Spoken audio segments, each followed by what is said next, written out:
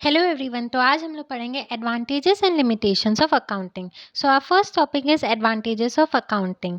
First advantage of accounting is to know about the financial information about business. किसी भी business की financial information दो तरह की होती है, फाइनेंशियल परफॉर्मेंस और financial position.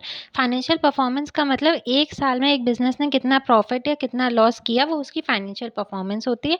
Financial position of the business मतलब एक साल के एंड में 31 मार्च को बिजनेस की जो फाइनेंशियल पोजीशन होती है वो। ये दोनों ही चीज़ें हमें किससे पता चलती हैं? अकाउंटिंग से पता चलती हैं। सेकेंड एडवांटेज अकाउंटिंग का है असिस्टेंस टू मैनेजमेंट। मैनेजमेंट को जो बिजनेस के प्लान्स बनाने होते हैं, डे टू डे डिसीजंस लेने होते हैं, कंट्रोल करना होता है पूरे बिजनेस पे, वो कैसे करता है? अकाउंटिंग इंफॉर्मेशन की हेल्प से करता है। इसलिए हमारी अकाउंटिंग मैनेजमेंट को बहुत हेल्प करती है। थर्ड है रिप्लेसेस मेमोरी। अब कोई भी एक बिजनेस पर्सन है तो उसे याद रखने की ज़रूरत नहीं है कि उसने कहाँ से कितनी परचेज की, किसको कितना सेल किया। ये सब अकाउंटिंग रिकॉर्ड्स में होता है। जब हम लोगों को यूज़ होगा तो हम लोग अकाउंटिंग रिकॉर्ड्स खोलेंगे, वो चीज़ हमें मिल जाएगी। हमें याद रखने की कोई भी ज़रूरत नहीं है। So accounting record provides the necessary information and obvious the necessity to remember transactions. हमें ट्रांजैक्शंस बिल्कुल नहीं याद रखने, हमें सब कुछ रिकॉर्ड में लिख देना है। जब ज़रूरत होगी हम लोग देख लेंगे, कोई मेमोरी की ज़रूरत नहीं है यहाँ पर। फोर्थ है फैसिलिटेट्स कंपैरेटिव स्टडी। अब जब हमने अकाउंटिंग से कोई भी एक साल का रिजल्ट निकाला तो हम उसे दूसरे साल के रिजल्ट से कंपेयर करके पता लगा सकते हैं क्या चेंज आया, कितना चेंज आया, आया कि नहीं आया। फिफ्थ है हमारा facilitate settlement of tax liabilities. अगर हमने अकाउंटिंग रिकॉर्ड बहुत अच्छे से बनाया है तो जो हमारा इनकम टैक्स रिटर्न है, जीएसटी रिटर्न है, ये सब हम लोग बहुत इजीली उसी रिकॉर्ड के बेसिस पे रिटर्न फाइल कर सकते हैं, क्योंकि वो हमारा एक अच्छा एविडेंस है कि हमने सारे ट्रांजैक्शंस को सही से रिकॉर्ड किया है और उसके बेसिस पे हम लोग सारे रिटर्न्स फाइल करेंगे। सिक्स्थ है फैसिलिटेट्स लोन। अब बैंक हर किसी को तो लोन नहीं देते ना, उन्हें देखना पड़ेगा कि एक बिज़नेस की फाइनेंशियल परफॉर्मेंस कैसी है, उसकी सिक्योरिटी क्या है। तो जो अकाउंटिंग इंफॉर्मेशन है वो बैंक्स यूज़ करते हैं और उससे हमें लोन लेना बहुत आसान हो जाता है, क्योंकि बैंक को पता चल जाता है कि हमारे बिज़नेस में ने कैसा परफॉर्म किया है, उसकी क्या फाइनेंशियल पोजीशन है और क्या कितनी हमारे पास सिक्योरिटी है। सेवेंथ है एविडेंस इन कोर्ट। अगर हमने सही से अकाउंटिंग पूरी करी हुई है तो हम लोग जो अपने अकाउंटिंग रिकॉर्ड्स है उसे कोर्ट में एज एन एविडेंस भी पेश कर सकते हैं अगर कभी ज़रूरत पड़ी तो। एट है फैसिलिटेट सेल ऑफ बिजनेस। कोई बिजनेस है जिसकी सेल हो रही है तो फिर अब वो बिजनेस कितने में सेल होगा, वो परचेज प्राइस हमें अकाउंटिंग इंफॉर्मेशन से पता चलेगी कि बिजनेस के बाद कितने एसेट्स हैं, कितने लाइबिलिटीज़ हैं।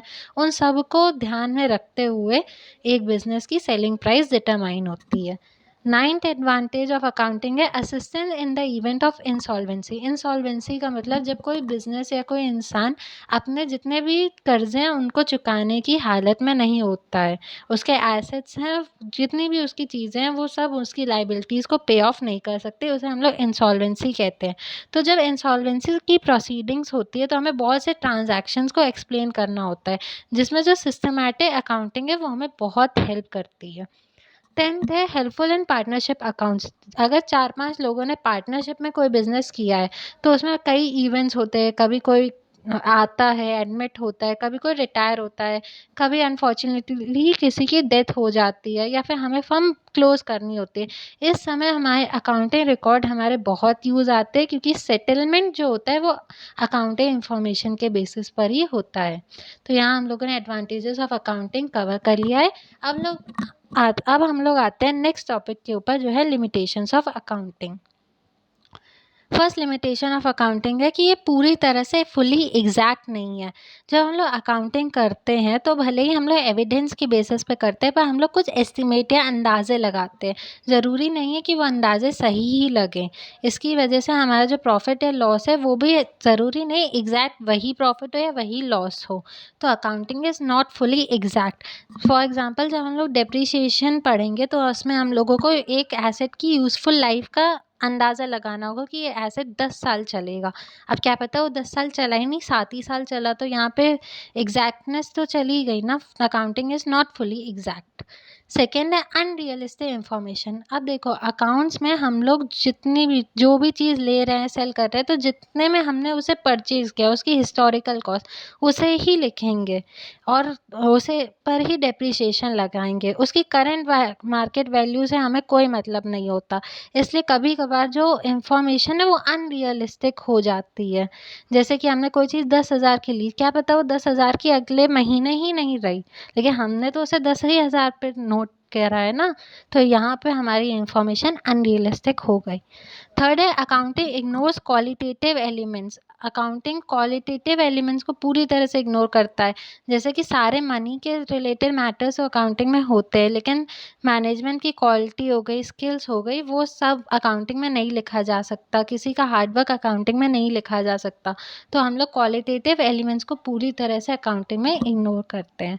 फोर्थ है accounting ignores the effect of price level changes. अब अकाउंटिंग क्या प्रिज्यूम करके रखता है कि जो मनी है उसकी जो वैल्यू है वो स्टेबल है, पर ऐसा तो नहीं है ना।